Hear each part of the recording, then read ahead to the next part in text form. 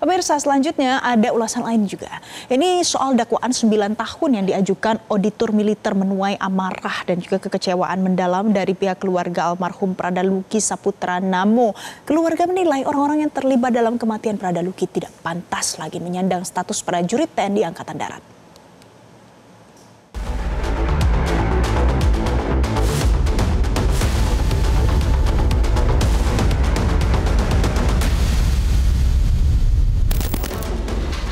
Kasus kematian Pradaluki Saputra Namo memasuki babak baru setelah auditor militer mendakwa 9 tahun penjara kepada para terdakwa. Dakwaan yang dianggap ringan itu menuai amarah dan kekecewaan mendalam dari pihak keluarga.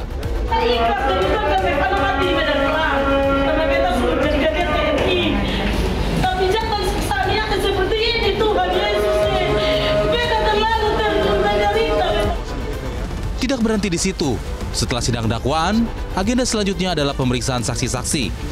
Suasana haru bercampur amarah mewarnai sidang lanjutan ini, yang digelar di Kupang pada Senin 3 November 2025. Keluarga almarhum Pradaluki meluapkan kemarahan dan kecewaan terhadap kesaksian yang disampaikan oleh Pratu Petrus Canisius W.A. dan terdakwa Letu Ahmad Faisal.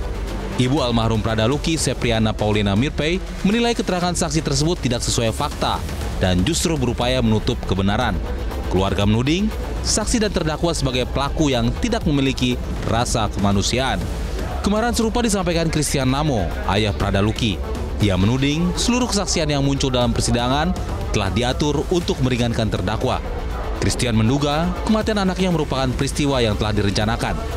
Mulai dari awal itu, keterangan saksi, kalau menurut kami, keluarga korban Pradaluki, itu sangat berbelit dan seakan-akan mereka mau membantah atau meringankan. Karena itu saya sebagai ayah Pradaluki, seorang tentara juga, saya menilai semua yang mereka lakukan seakan-akan mereka mau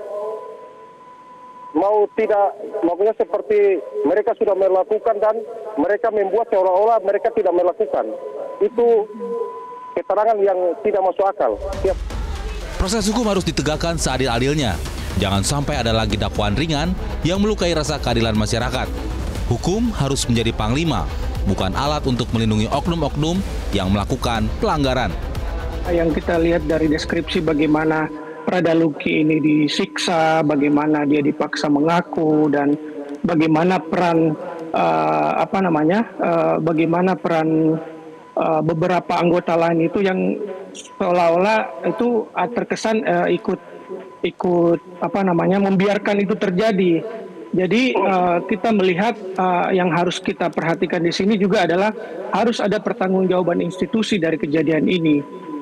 Oleh karena itu kami meminta agar kasus ini, akses terhadap pengadilan itu dibuka seluas-luasnya ke publik agar kita bisa memantau dengan dengan jelas jalannya persidangan ini dan jangan ada lagi upaya menutup-nutupi kebenaran ataupun akses informasi terhadap keluarga. Sidang kasus kematian Pradaluki akan kembali digelar pada 8 November mendatang dengan agenda pemeriksaan 8 saksi tambahan dan 17 terdakwa. Keluarga berharap persidangan berikutnya bisa mengungkap kebenaran secara utuh dan memberikan keadilan bagi mendiang Pradaluki.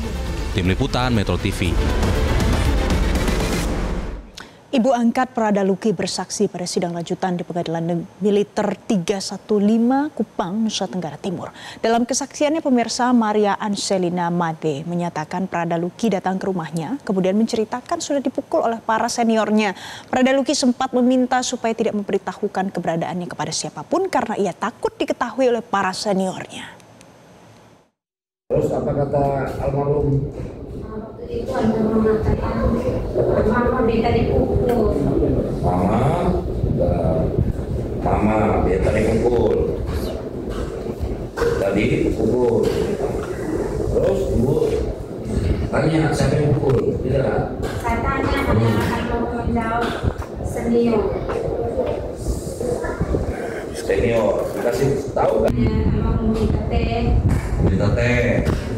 Apa yang ibu saksi lihat dengan almarhum yang ibu saksi lihat pada apa? Dia belakang ini sudah luka semua. Kemudian buka baju, Iya. Dia kasih lihat, Iya. Dia bilang tadi beritanya ada pukul senior, Iya. Pukul senior. Yang ibu lihat Yang ibu lihat ada luka-luka. Jelajahi cara baru mendapatkan informasi. Download Metro TV Extend sekarang.